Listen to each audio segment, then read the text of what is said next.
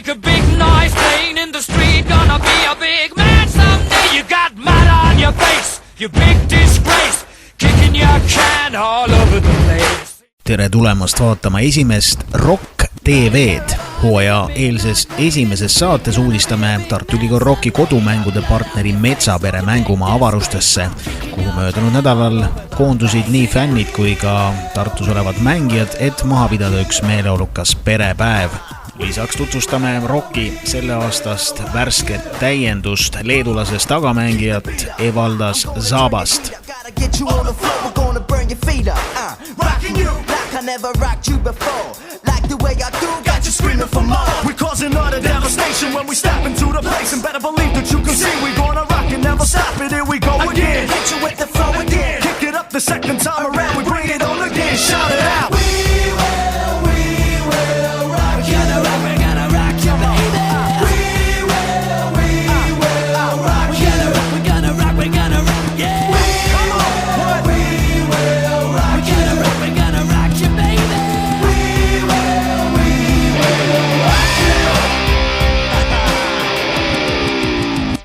Viimasel kuu pühapäeval, jah? Viimasel kuu pühapäeval ja perepäev, et keda te siia ootate ja mis siin toimub?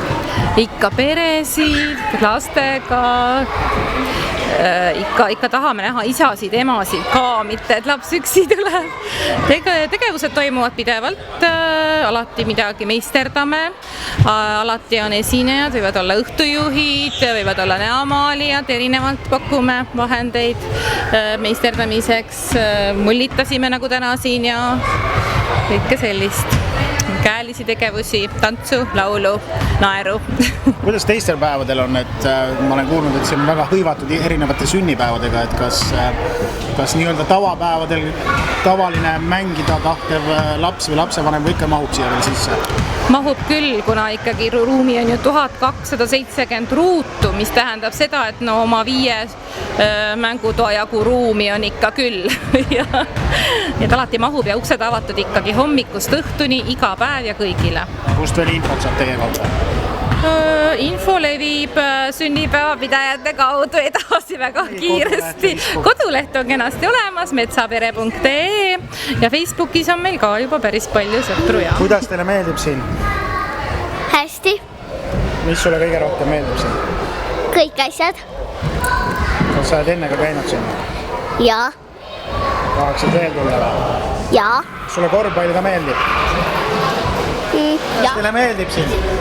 Hästi. Meeldib, mis teile kõige rohkem meeldib? Batuut. Batuut või? Aga mis veel? Kiik. Kiikuda või? Ruunimiskoht. Väga lahe. Kas te tulete veel siia või? Ma ei tea. Kas korvpall meeldib teile? Natukene. Sellel hooajal tugevdab tagaliini taas leedukas. Tartlastel on nendest meestest kindlasti head mälestused. Tartu Kossu fännidele toovad kindlasti ka täna härduse südamesse nimed Matšulaitis, Vaskis, Sestokas, Timsa, Petšukjavitšus. Värske täiendus on 27-aastane ja 188 centimeetrit pikk, Leedus sündinud, kuid pikema osa elust Kanadas elanud mehega, kes eelmisel hooajal mängis Leedus Lietkabelise meeskonnas. Balti liigas oli ta meeskonna suurim skoorija 14,4 punktiga keskmiselt mängu kohta. Mäletatavasti lülitas just Leedu klubi välja Balti liiga veerandfinaalis üllatuslikult ka PC Kalev Cramo ja meeskonna üks suurimaid skoorijaid oli ka nendes mängudes ja Rocki uus leegionär. I am Lithuanian still right now. I was born in Lithuania. Started playing Lithuania when I was 6 years old in Marčiulionis Academy.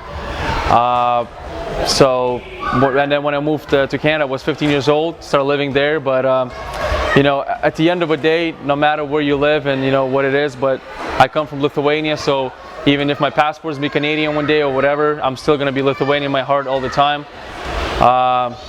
So that's pretty much it. Yeah.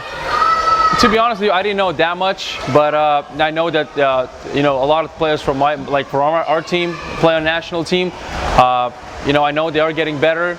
You know, but I don't know if they're to the level where you know the Europe is or whatever. I played against the Tallinn last year in the BBL, so I've been up here in Estonia a few times.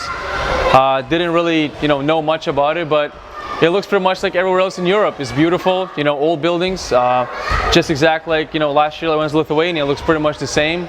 You know, people are definitely nice, and it's been, you know, I've been here for 3 days and it's been nothing but fun and good times already. Favorite player, Šarūnas Marčiulionis.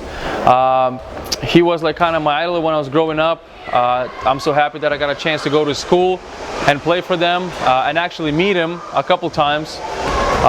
Like I said, my game is pretty much similar to his game. I'm lefty, he's lefty, so yeah, that would be my guy. Yeah. Sock is sock. Yeah. And you... So I'm a boot. I'm a boot and a sock. Yeah. Well, that's a good thing, right? I guess, right?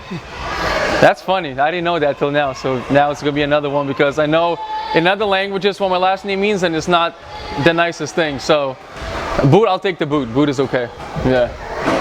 Maybe it's gonna be your nickname in Tartu. Maybe. Hey, you never know, right? The best game that I ever played in my life was last year. It was against Lietuvos Rytas. It was one of those, yeah, fantastic teams, fantastic play by myself. It felt good. Went out there, actually beat the record for the year in evaluation. So it was definitely one of the most memorable games that I'm never gonna forget for a long time because, you know, me growing up in Lithuania and living in that town.